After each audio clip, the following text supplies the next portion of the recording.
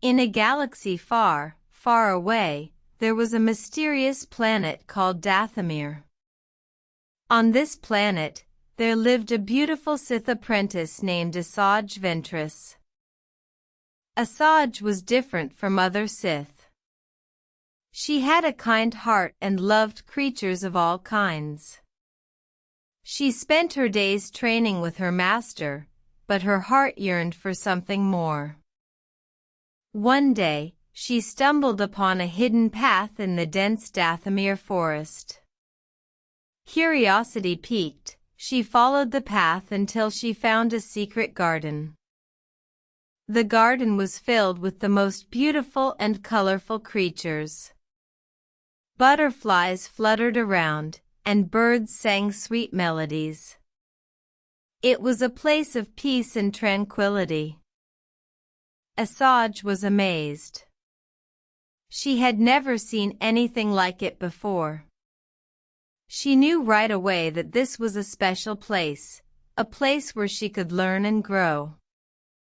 She spent every day in the garden, learning from the creatures and the plants.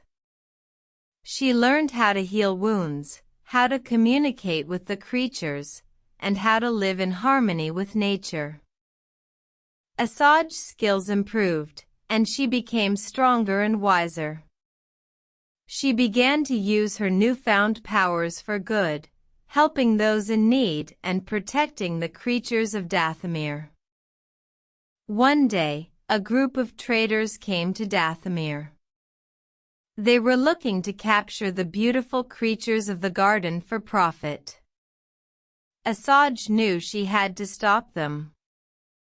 She used her powers to protect the creatures and drive the traders away. The traders left, defeated and scared, but Asajj was victorious. Asajj continued to protect the garden and the creatures that lived there. She became a hero to the people of Dathomir and a beacon of hope in a galaxy filled with darkness.